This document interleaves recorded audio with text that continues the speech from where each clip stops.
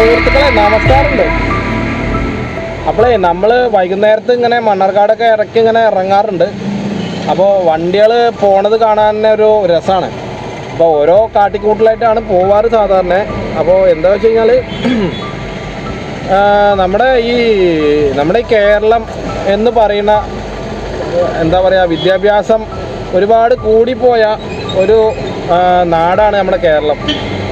അനാവശ്യമായിട്ട് മാത്രം ചെയ്യുന്ന ഓരോ എന്താ പറയുക ഘടനകൾ, ഓരോ രീതികൾ, ഓരോ മാറ്റപ്പെടുത്താനാവാൻ പറ്റാത്ത ഓരോ കാര്യങ്ങളാണ് നമ്മളിപ്പോൾ ദിവസം നമ്മൾ ചെയ്തുകൊണ്ടിരിക്കുന്നത്.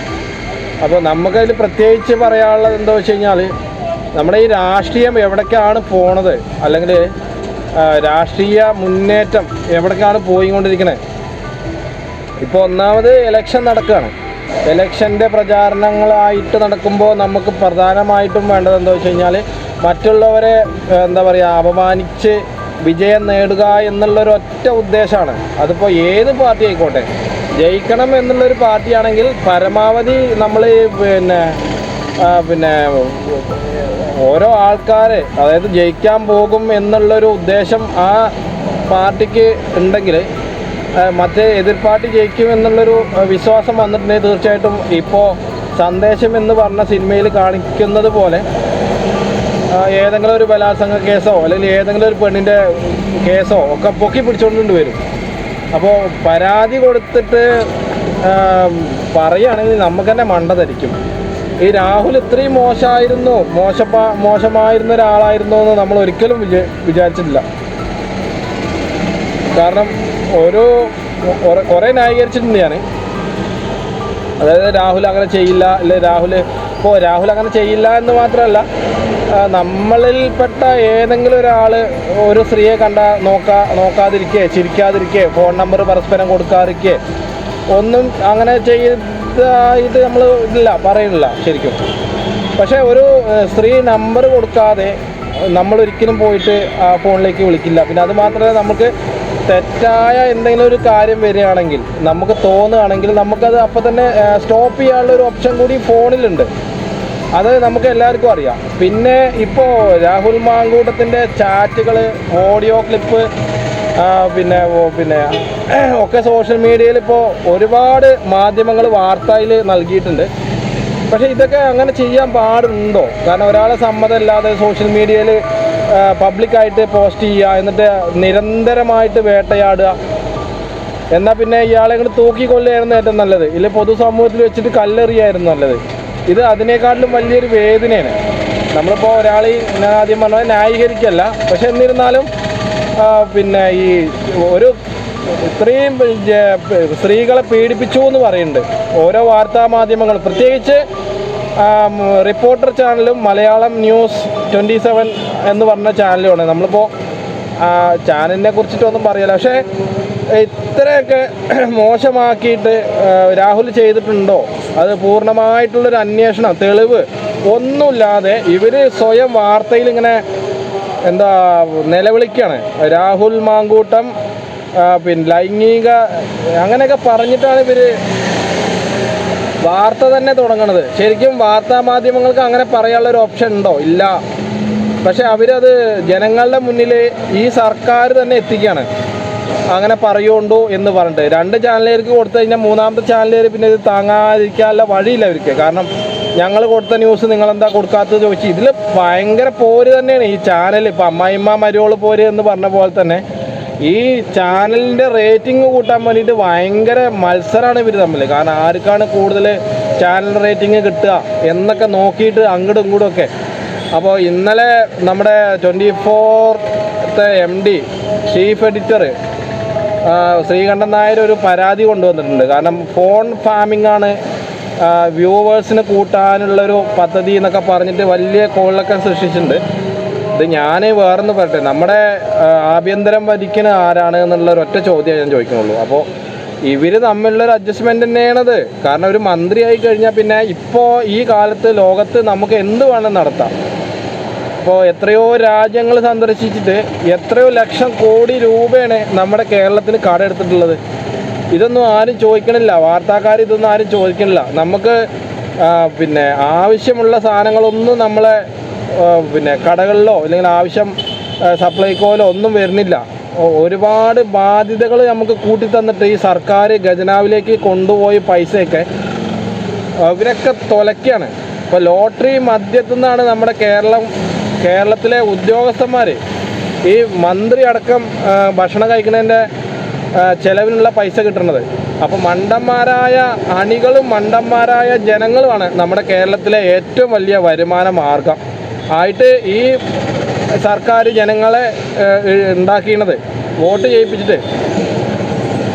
അപ്പോൾ കേസുകൾ പറയുകയാണെങ്കിൽ നമ്മുടെ കേരളത്തിന് ഇഷ്ടംപോലെ കേസുകളുണ്ട്. കാരണം തുടക്കം തൊട്ടേ പറയുകയാണെങ്കിൽ നിയമസഭ തല്ലിപ്പൊളിച്ച ആൾക്കാരുണ്ടല്ലോ, അവർക്കെതിരെ എത്രയോ ലക്ഷങ്ങൾ ചിലവാക്കിയിട്ടാണ് ഇവർ നിയമസഭയത്തെ കേസും കാര്യങ്ങളൊക്കെ ഒതുക്കി തീർക്കണത്. അത് മാസം 16 ലക്ഷം 20 ലക്ഷം റുപ്യ വക്കീലിന് കൊടുക്കണം. അപ്പോൾ നിങ്ങളൊന്ന് ചിന്തിക്കണം. അപ്പോൾ ഈ പൈസയൊക്കെ ആരാണ് കൊണ്ടുപോകണത്, എന്തിനാണ് കൊണ്ടുപോകണത്, അല്ല എവിടേക്കാണ് കൊണ്ടുപോകണത് എന്നൊക്കെ നമ്മൾ ചോദിക്കണം. ഈ വാർത്താക്കാരതൊന്നും ചോദിക്കില്ല. ഇവരൊക്കെ അത് മൂടി വയ്ക്കും. ജനങ്ങളെ പൊതുവായിട്ട് തെറ്റിദ്ധരിപ്പിക്കുന്ന രീതിയിലാണ് ഇപ്പോൾ എന്താ പറയുക സർക്കാരിൻ്റെ ഓരോ നീക്കുപോക്കുകൾ. അപ്പോൾ അത് മനസ്സിലാക്കാനുള്ള കഴിവ് നമ്മുടെ ജനങ്ങൾക്കില്ലാതെ ആയോ എന്നാണിപ്പോൾ നമ്മൾ തന്നെ ചിന്തിക്കേണ്ടത്. അപ്പോൾ ഇതിൽ പറഞ്ഞിട്ടുള്ളത് രാഹുൽ മാങ്കൂട്ടം എറണാകുളത്ത് എത്തി. അതിന് മുന്നേ രാഹുൽ മാങ്കൂട്ടം നാട് വിട്ടു, MLA ഓഫീസ് പൂട്ടി, അവർ എവിടേക്കോ പോയി എന്നൊക്കെ പറഞ്ഞു. പക്ഷെ നമ്മൾ മനസ്സിലാക്കേണ്ട ഒരു കാര്യം എന്താ വെച്ച് കഴിഞ്ഞാൽ, ഈ രാഹുൽ മാങ്കൂട്ടം വാർത്താമാധ്യമങ്ങളിൽ അല്ലെ അവരെ മുന്നിലെത്തിക്കഴിഞ്ഞാൽ, അതായത് നമ്മുടെ എന്താ പറയുക മാനസികമായിട്ട് മാത്രമല്ല, എന്താ പറയുക നമ്മുടെ ജീവിതത്തെ പോലും വെല്ലുവിളിക്കുന്ന രീതിയിലാണ് ഇവർ വാർത്തക്കാർ ചോദിക്കുന്നത്. പ്രത്യേകിച്ച് കൈരളി, അതേപോലെ എന്താ പറയുക റിപ്പോർട്ടർ ചാനൽ, ഇവരൊക്കെ ഭയങ്കര എന്താ പറയുക ദാഷ്ട്യത്തോട് കൂടിയിട്ടുള്ള ചോദ്യങ്ങളാണ് ചോദിക്കുന്നത്. കാരണം ഒരാളെ വായിന്ന് വേണ്ടാത്തൊരു വാക്ക് കിട്ടാൻ വേണ്ടിയിട്ടാണ് ഇവർ നടക്കുന്നത്. അപ്പോൾ ഇവർ വാർത്താ മാധ്യമങ്ങൾ എന്നാണോ പറയേണ്ടത്, അതോ ശരിക്കും എന്താ പറയുക ഷേവ് ചെയ്യുന്ന ആൾക്കാർ എന്നാണോ പറയേണ്ടത്? അത് ക്ഷമിക്കണം. കാരണം അങ്ങനത്തെ ഒരു വാക്ക് ഇങ്ങനെ പ്രയോഗിച്ചാൽ നമ്മുടെ വാർത്താ മാധ്യമങ്ങൾക്ക് തന്നെയാണ് ഇതിൽ പ്രധാന പങ്കായിട്ടുള്ളത്. എന്നിരുന്നാലും കുറേയൊക്കെ ഈ വാർത്താ മാധ്യമക്കാർ ശ്രദ്ധിക്കേണ്ട ഒരുപാട് കാര്യങ്ങൾ ഇതിലുണ്ട്. അവർക്ക് ജേർണലിസം പഠിച്ച ആൾക്കാരല്ലേ. ഇപ്പോൾ മുകേഷ്, അതേപോലെ വേറെ 2, 3, 4, 5 പേര് പിന്നെ LDFൻ്റെ ആളുകളായിട്ടുള്ള ആൾക്കാർ പീഡിപ്പിച്ചിട്ട് കുറ്റപത്രം പോലും സമർപ്പിച്ചിട്ട് കേസെടുത്തിട്ടില്ല. അപ്പോൾ കേസെടുക്കാത്തതിൻ്റെ പ്രശ്നം എന്താ വെച്ച് കഴിഞ്ഞാൽ, അവർ കേസെടുത്ത് കഴിഞ്ഞാൽ തീർച്ചയായിട്ടും ഈ മന്ത്രിസഭ തന്നെ മൊത്തം ഇടിഞ്ഞു പൊളിഞ്ഞു വീഴും. അതാണ് ശരിക്കും ഉള്ളൊരു സത്യം. ഇപ്പോൾ പിന്നെ ശബരിമല സ്വർണ്ണ കവർച്ച കേസ്, അതായത് സ്വർണം ചെമ്പാക്കിയ വിദ്യ, അത് ഏകദേശം ജനങ്ങൾ അറിയാൻ തുടങ്ങി, വാർത്താക്കാർ വിടുന്നില്ല. അതായത് അതിനോടനുബന്ധിച്ചിട്ടുള്ള, അതായത് സർക്കാരിനോടുള്ള കൂറ് കാണിക്കുന്ന വാർത്താ ചാനലുകാർ ഇത് മാത്രം വിടുന്നില്ല. പക്ഷെ ബാക്കിയുള്ള ചാനലുകാർ, ബാക്കിയുള്ള ആളുകൾ ഇതൊക്കെ ശരിക്കും എന്താ പറയുക തെരഞ്ഞുകൊണ്ടേ ഇരിക്കുകയാണ്. അപ്പോൾ അത് സർക്കാർ പേടിച്ചു പോയി. പിന്നെ അവസാനം പിടിച്ചത് ആരാണ്? പത്മകുമാറോ അങ്ങനെ വേറെ ആരൊക്കെയാണ് ഇതിൽ അവസാനം വന്നിട്ടുള്ള ആൾ. അപ്പോൾ ഈ അവസാനം വന്നിട്ടുള്ള ആൾ പറഞ്ഞാൽ എന്താ അറിയോ, ഇത് നമ്മളിപ്പോൾ പുറത്ത് കൊണ്ടുവന്നു കഴിഞ്ഞാൽ മൊത്തത്തിൽ പൊളിഞ്ഞു പോകുന്ന പറയണത്, LDFൻ്റെ സിസ്റ്റം തന്നെ പോകുന്ന പറയണത്. അപ്പോൾ അതുകൊണ്ട് ഇവരെന്ത് ചെയ്തു എന്നറിയോ, ഏതോ ഒരു തട്ടിക്കൂട്ട് പെണ്ണിനെ പിടിച്ചിട്ട് ഒരു AI വോയിസ് ക്ലിപ്പ് ഉണ്ടാക്കിയിട്ട് ആ പെണ്ണ് സംസാരിക്കുന്നത് നിങ്ങൾ കേട്ടിട്ടുണ്ടാവും. അപ്പോൾ എങ്ങനെ വേണമെങ്കിലും ഒരാളെ തേജോവധം ചെയ്യാം. അത് മാത്രമല്ല, നമ്മളൊക്കെ ഇപ്പോൾ എന്താ പറയുക ഓൺലൈൻ കാലത്താണ് നമ്മൾ ജീവിക്കുന്നത്. കാരണം നിരവധി തട്ടിപ്പുകൾ ഇപ്പോഴും നടന്നുകൊണ്ടേയിരിക്കുകയാണ്. ഇപ്പോൾ ഫേക്ക് ആപ്പ് വെച്ചിട്ട് ഗൂഗിൾ പേയിൽ മെസ്സേജ് അയക്കുന്ന രീതി നമ്മൾ കുറച്ച് ദിവസം മുന്നേ കണ്ടു. ഫേക്ക് ആപ്പാണത്.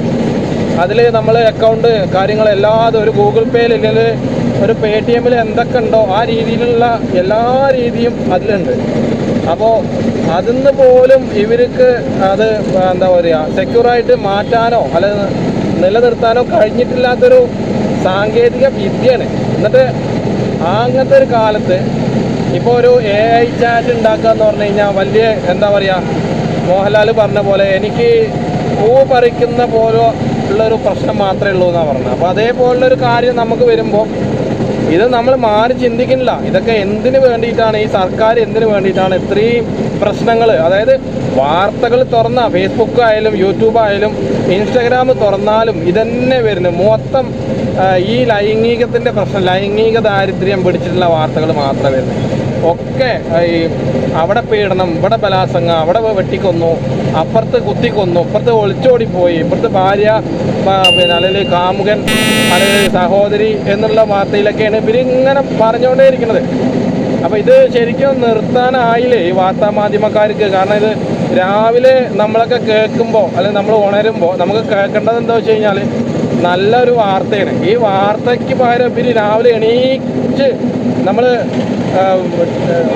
ഇനി വീട്ടുകാരാവും അധികം ഓണാക്കിയിട്ടുണ്ടാവുക ടി വി, അവർക്ക് വാർത്താ ന്യൂസ് കാണാൻ ചിലപ്പോൾ ഇഷ്ടമുള്ള കാര്യങ്ങൾ. ഇത് തുറന്നു കഴിഞ്ഞാൽ അവിടെ രാഹുൽ വന്ന് പീഡിപ്പിച്ചു, ഇപ്പുറത്ത് രാഹുൽ 15 പേരെ പീഡിപ്പിച്ചു, അപ്പുറത്ത് രാഹുൽ ഇങ്ങോട്ട് പോയി. ഇവർക്ക് ഈ രാഹുലിൻ്റെ ഇത് താങ്ങി നടക്കല്ലാതെ വേറെ കേരളത്തിൽ എന്തൊക്കെ കാര്യങ്ങൾ നോക്കാനും പറയാനുണ്ട്. ഇതിപ്പോൾ ഒരു ചാനലിട്ട് കഴിഞ്ഞാൽ മറ്റേ ചാനലിട്ടായിരിക്കാനുള്ള കോലല്ലാത്തത് കൊണ്ടാണ് ഇപ്പോൾ ഇതിവരിങ്ങനെ എന്താ പറയണത്, ആകെ നട്ടം തിരിഞ്ഞ് നടക്കുന്നത്. അപ്പോൾ അതൊക്കെയാണ് ജനങ്ങൾ ശ്രദ്ധിക്കേണ്ടത്. കാരണം ഈ ഇലക്ഷൻ വരുന്ന സമയത്ത് നമ്മളിപ്പോൾ വേറെ ഒരു സത്യമായൊരു വാക്ക് ഞാൻ പറയട്ടെ, ഇത് കണ്ടിട്ട് ഈ കോലാഹലങ്ങളൊക്കെ കണ്ടിട്ട് നമ്മുടെ VS അച്യുതാനന്ദനും നമ്മുടെ ഉമ്മൻചാണ്ടി സാറും അവിടെ പരലോകത്ത് ഇരുന്നിട്ട് പൊട്ടിച്ചിരിക്കുന്നുണ്ടാവും. കാരണം ഞാൻ നിങ്ങളുടെ എത്രയും കാര്യങ്ങൾ പറഞ്ഞ് മനസ്സിലാക്കി തന്നിട്ടും നിങ്ങൾ എന്നെ ഒറ്റി കൊടുത്തില്ലേ എന്നുള്ളൊരു എന്താ പറയുക പുച്ഛത്തോടു കൂടി മൂപ്പര് അവിടെ നിന്ന് ചിരിക്കുന്നുണ്ടാവും സത്യം. കാരണം അത്രയും നമ്മൾ ഈ കേരളത്തിലെ ജനങ്ങൾ ഈ സർക്കാർ വരുന്നതിന് മുന്നേ നമ്മളെ പറഞ്ഞ് വിശ്വസിപ്പിച്ചിട്ട് അവർ നമുക്ക് തന്നൊരു വാക്കാണ് LDF വരും, എല്ലാം ശരിയാകും. എവിടെ ശരിയായിന്? എവിടെയാണ് LDF വന്നിട്ട് ശരിയായിന്? ഒന്ന് പറയണം. LDF വന്നിട്ട് എന്താണ് ശരിയായത്? ഒരു പ്രവാസിക്കുണ്ടായ അനുഭവം നമ്മൾ കേട്ടിട്ടുണ്ടാവും. അതേമാതിരി പെൻഷൻ തുകയുടെ കാര്യം, പെൻഷൻ തുക നമുക്കത് കിട്ടും, ഇത് കിട്ടുമെന്ന് പറഞ്ഞ് എല്ലാവരും അവിടെ ചത്തായിരുന്നു. ഇപ്പോൾ പെൻഷൻ, അതായത് ഈ ഭരണം അടുത്ത് വരില്ലേ, അപ്പോൾ തീർച്ചയായിട്ടും അവർക്ക് പൈസ ഇറക്കണമല്ലോ. ഈ പൈസയൊക്കെ ഇപ്പോൾ ബീഹാറിൽ മോഡീനെ ജയിപ്പിച്ചിട്ട് എന്തുണ്ടായി? അവസാനം മോഡി ആ 10,000 രൂപ വാങ്ങിയ എല്ലാ ആളുകളെ വീടും ഇടിച്ച് പൊളിച്ച് ആ താമ്പ് തൂമ്പാക്കി. അപ്പോൾ നിങ്ങൾ ചിന്തിക്കണം, നിങ്ങൾ മാറി ചിന്തിക്കണം. ഞാനിപ്പോൾ ആർക്ക് വോട്ട് ചെയ്യണ്ടേന്ന് ഞാൻ പറയുന്നില്ല. പക്ഷേ ഇതൊക്കെ അവർ ചെയ്ത കാര്യങ്ങളാണ്. ഓരോ കാര്യങ്ങളും അവർ അറിഞ്ഞുകൊണ്ട് ചെയ്തതാണ്. മുഖ്യമന്ത്രി നമ്മുടെ പിണറായി വിജയൻ, മൂപ്പര് കേരളത്തിലെ ജനങ്ങളെ കാണുമ്പോൾ മൂപ്പർക്ക് എന്താ പറയുക, ഒരു തരം അപമാനിക്കുകയാണ്. കാരണം കേരളം ന്യൂയോർക്കിനെ പോലെ വെല്ലും എന്നൊക്കെ പറഞ്ഞിട്ട് അപമാനിക്കുക പറയുമ്പോൾ ന്യൂയോർക്കിലത്തെ ജനങ്ങൾ എവിടെ കിടക്കണം, കേരളത്തിലെ ജനങ്ങൾ എവിടെ കിടക്കണം? അപ്പം ഒരു തരം അപമാനിക്കുകയല്ലേ അത് ശരിക്കും. അതൊക്കെ മൂപ്പർക്ക് കുറച്ച് എന്താ പറയുക, കുറച്ച് മാസമോ കാലമോ ഉണ്ടാവുള്ളൂ. അത് കഴിഞ്ഞു. പിന്നെ അതിന് മുന്നേ നിങ്ങൾ ശ്രദ്ധിക്കേണ്ടത് എന്താ വെച്ച് കഴിഞ്ഞാൽ, നമ്മൾ മാറി ചിന്തിക്കണം എന്ന് പറഞ്ഞത് വോട്ട് ചെയ്യുമ്പോഴുള്ള കാര്യമാണ്. അതിപ്പോൾ വോട്ട് ആർക്ക് വേണം ചെയ്യാം. ഇപ്പോൾ ഇത്രയും കാലം നമ്മൾ വേദനകളും അതേപോലെ അപമാനിച്ച് ഒക്കെ രീതിയിലൊക്കെ നമ്മൾ സഹിച്ച് ജീവിക്കണ്ടായി എല്ലാം കൊണ്ടും. അപ്പോൾ അതിനൊരു മാറ്റം വരണമെന്നുണ്ടെങ്കിൽ ഏതിന് വോട്ട് ചെയ്യണം എന്ന് ശരിക്കും ഇപ്പോൾ സംശയം തന്നെയാണ്. കാരണം ആദ്യം അവർ പറഞ്ഞിരുന്നു ഞങ്ങൾ BJP ആയിട്ട് ഒരു ബന്ധമില്ല, ഞങ്ങൾ BJP ആയിട്ട് ഭയങ്കര പ്രശ്നമാണ്. ഇന്നിപ്പോൾ പറയണു ഞങ്ങൾ BJP ആയിട്ട് എല്ലാ കാര്യങ്ങളും ചെയ്യും, RSS ഞങ്ങളുടെ ബന്ധുവാണ് എന്നൊക്കെ പറയുന്നുണ്ട്. അപ്പോൾ എന്താണ് ഇവരെ വാക്കുമാറ്റം ആലോചിച്ച് നോക്കാം. ഓന്തും കൂടി എന്താ പറയുക, ഓന്തും അരണയും കൂടി മാറിപ്പോവും. പരമാവധി നിങ്ങൾ നല്ല രീതിയിൽ ആലോചിച്ചിട്ട് തീരുമാനം എടുത്തിട്ടില്ലെങ്കിൽ നമ്മൾ പടുകുഴിയിലാവും വീഴുക. പടുകുഴി എന്ന് പറയുമ്പോൾ നമ്മൾ പ്രത്യേകിച്ച് കാര്യങ്ങളൊന്നും പറഞ്ഞു തരില്ല. നമ്മൾ ആരെടുത്തും ഒരു ശത്രുതയോ കാര്യങ്ങളൊന്നും പാടില്ല. പക്ഷേ ഇപ്പോൾ ശത്രുതയും കൊണ്ട് നടക്കുന്ന ആൾക്കാരാണ്. ഇപ്പോൾ പൊതുവെ എന്തെങ്കിലും ഒരു കാര്യങ്ങൾ ചോദിച്ചു കഴിഞ്ഞാൽ കൂടുതലും നമ്മളൊക്കെ സോഷ്യൽ മീഡിയ ഉപയോഗിക്കുന്ന ആൾക്കാരാണ്. അപ്പോൾ അവർക്ക് നമ്മൾ എന്തെങ്കിലും നല്ല രീതിയിൽ നമ്മൾ അതിനെക്കുറിച്ചിട്ട് ചോദിക്കുകയാണെങ്കിൽ അവർ വരുന്നത് എന്താ പറയുക, വെട്ടാനും തല്ലാനും കുത്താനും മാന്താനൊക്കെയാണ്. അപ്പോൾ രാത്രി അല്ലെങ്കിൽ പകൽ എന്നൊന്നുമില്ല. ഇപ്പോൾ ഏത് സമയവും നമ്മൾ അറ്റൻഷനായിട്ടിരിക്കാം. ഇല്ലെങ്കിൽ നമ്മൾക്ക് എങ്ങനെയായിരിക്കും, ഏത് രീതിയിലായിരിക്കും എന്നൊന്നും പറയാൻ പറ്റില്ല കേട്ടോ. അപ്പോൾ ഈ വൈകുന്നേരത്ത് നല്ല മഞ്ഞ് പെയ്യുന്നുണ്ട്. വൈകുന്നേരം ഒരു 6:30 മണി കഴിഞ്ഞപ്പോൾ നേരത്തെ ഇരുട്ടാവുകയാണ്. അപ്പോൾ മഞ്ഞ് പെയ്യുമ്പോൾ അധികം നിങ്ങൾ ഈ ബ്രൈറ്റ് ലൈറ്റ് ഇട്ട് പോവാതിരിക്കുക. ഞാൻ ഇതിന് മുന്നേ കുറേ വട്ടം പറഞ്ഞു. പക്ഷേ അധികം വാഹനങ്ങൾ, ബൈക്കായിക്കോട്ടെ, കാറായിക്കോട്ടെ, ബസ്സായിക്കോട്ടെ, ലോറി ആയിക്കോട്ടെ, ഏത് വണ്ടികളാണെങ്കിലും പരമാവധി നിങ്ങൾ ബ്രൈറ്റ് ലൈറ്റ് ഉപയോഗിക്കാതെ ഡിമ്മിൽ പോവുക. ബ്രൈറ്റ് ലൈറ്റ് മറ്റുള്ള വാഹനങ്ങൾക്ക് ഇപ്പോൾ എല്ലാവർക്കും ഒരേ രീതിയിലുള്ള വെളിച്ചം കിട്ടിയെന്ന് ഉണ്ടായിരിക്കില്ല, വരില്ല. അപ്പോൾ പരമാവധി ഡിമ്മിലൂടെ പോകുമ്പോൾ നിങ്ങൾക്ക് റോഡിൻ്റെ ഇപ്പോൾ നല്ല റോഡെന്ന് പറയാനൊന്നും ഇല്ല കേട്ടോ. ഒക്കെ ഉള്ളേരിയ ആണെങ്കിലും പിന്നെ നാഷണൽ ഹൈവേ ആണെങ്കിലും ഇപ്പോൾ റോഡുകളൊക്കെ വളരെ മോശമാണ്. പ്രത്യേകിച്ച് മുഖ്യമന്ത്രി പറഞ്ഞ പോലെ തൃശ്ശൂർ, പാലക്കാട്, തൃശ്ശൂർ അമ്മയുടെ വീട്, അപ്പോൾ അവിടുന്ന് ഇങ്ങോട്ട് വരുമ്പോൾ നല്ല രസമായിരുന്നു എന്നൊക്കെ പറഞ്ഞിട്ട്. പക്ഷേ ആ റോഡിൽ കുറച്ച് 2, 3, 5, 6 ആൾക്കാർ മരിക്കുകയൊക്കെ ഉണ്ടായി. അത് റോഡിൻ്റെ സുഖം കൊണ്ടിട്ട് അവരങ്ങനെ മയങ്ങിപ്പോയി മരിച്ചാണ്, അല്ലാതെ അത്ര ആക്സിഡൻ്റായിട്ട് മരിച്ചതൊന്നുമല്ല. അപ്പോൾ നമ്മുടെ മുഖ്യമന്ത്രി പറഞ്ഞൊരു കാര്യമാണ്. എന്നിരുന്നാലും ഈ ഇത്രയും കാര്യങ്ങളൊക്കെ നമ്മൾ മനസ്സിലാക്കണം. അപ്പോൾ രാത്രിയിൽ എത്ര പറഞ്ഞാലും അവർക്ക് മനസ്സിലാവാണ്ടല്ല. പക്ഷെ പിന്നെ അത് ചെയ്യണം എന്താ വെച്ച് കഴിഞ്ഞാൽ നമ്മുടെ നിയമവ്യവസ്ഥയുടെ ഒരൊറ്റ പ്രശ്നം മാത്രമാണ്. നിയമത്തിനെ ആർക്കും പേടിയില്ലാത്തതിൻ്റെ പ്രശ്നമാണ്. നമ്മുടെ കേരളത്തിൽ, അതായത് നമ്മുടെ ഇന്ത്യത്തെ നിയമത്തിന് എന്താണ് പേടിയെന്ന് വെച്ച് കഴിഞ്ഞാൽ പണം ഉണ്ടെങ്കിൽ നമുക്ക് നിയമത്തിൻ്റെ അല്ല അതിൻ്റെ അപ്പുറം നമുക്ക് കിടക്കാം. പക്ഷേ ഇവിടെയുള്ള ആൾക്കാരൊക്കെ പുറത്തു പോയി കഴിഞ്ഞാൽ എന്താവുന്നോ എല്ലാ കാര്യം ഒരേപോലെ നടത്തിക്കുകയും ചെയ്യും, അതേപോലെ അവർ ചെയ്യുകയും ചെയ്യും. പരമാവധി ഡ്രൈവിങ്ങിൽ കൂടുതൽ പിന്നെ എന്താ പറയുക, സെക്യൂർ ആവുക. അങ്ങോട്ട് തട്ടാനോ മുട്ടാനോ ഒന്നും പോകണ്ട. നിങ്ങളുടെ റോഡിൻ്റെ അവകാശം, അതായത് നിങ്ങൾ ഏത് ലൈനിലൂടെ പോകണം എന്നുള്ളത് നിങ്ങൾ തന്നെ തീരുമാനിക്കാം. സൈഡിലേക്ക് തിരിയുമ്പോൾ നിർബന്ധമായിട്ട് ഇൻഡിക്കേറ്റർ ഇടുക. അതേപോലെ എതിരെ നിന്ന് വരുന്ന വാഹനങ്ങൾക്ക് കുറച്ചൊക്കെ ഒരു ക്ഷമ കാണിച്ചു കൊടുക്കുക. പരമാവധി നമ്മൾ ഡ്രൈവിങ്ങിൻ്റെ മെത്തേഡ് എന്താണോ ആ രീതി നമ്മൾ നീക്കുക. അങ്ങനെയൊക്കെ ആകുമ്പോൾ പിന്നെ ആരും ഇല്ലാത്ത റോഡാണെന്ന് കരുതിയിട്ട് മര്യാദ തെറ്റിക്കണ്ട. ഞാൻ ഇപ്പം മര്യാദ പറഞ്ഞ് പഠിപ്പിക്കല്ലോ. അപ്പോൾ ഇന്നത്തെ രീതി ഇതാണ്. അപ്പോൾ രാഹുൽ മാങ്കൂട്ട് അങ്ങനെ കോടതിക്ക് വന്നിട്ടുണ്ട്. കോടതിക്ക് വന്നിട്ട് ഇനിയിപ്പോൾ അവരെ അറസ്റ്റ് ചെയ്യോ എന്തോ നമുക്കറിയില്ല. ഇപ്പോഴത്തെ രാഷ്ട്രീയമാണ്. ഒരാൾ വിജയിക്കാൻ പോകുമ്പോൾ ഒരു 1000 ആൾക്കാർ, 1000-ൽ 500, 500-ൽ 100 ആൾക്കാർ നമ്മളെ തളർത്താനേ ഉണ്ടാവുള്ളൂ.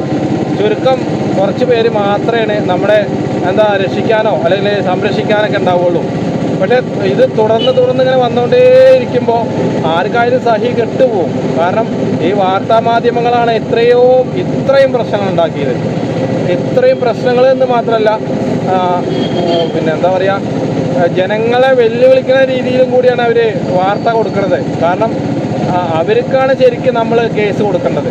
അല്ലാതെ കണ്ട പൊന്നാരം ചെയ്തിട്ടിപ്പോൾ LDFൻ്റെ ആൾക്കാർ എന്തൊക്കെ ചെയ്തിരുന്നു, എന്തൊക്കെ അക്രമങ്ങൾ കാണിച്ചിരുന്നു, അതൊന്നും കേസ് ഫയൽ ചെയ്യാൻ ഇവർക്ക് സമയവും കഴിവുമില്ല. പക്ഷേ ഇതിനൊക്കെ ഒരു സമയം വരും, ഇതിനൊക്കെ ഒരു കഴിവും ഉണ്ടാവും. അതെന്തായാലും നിങ്ങൾ ആലോചിച്ച് ഇരിക്കുക. അപ്പം എൻ്റെ സുവിശേഷം ഇന്ന് കഴിഞ്ഞു കേട്ടോ.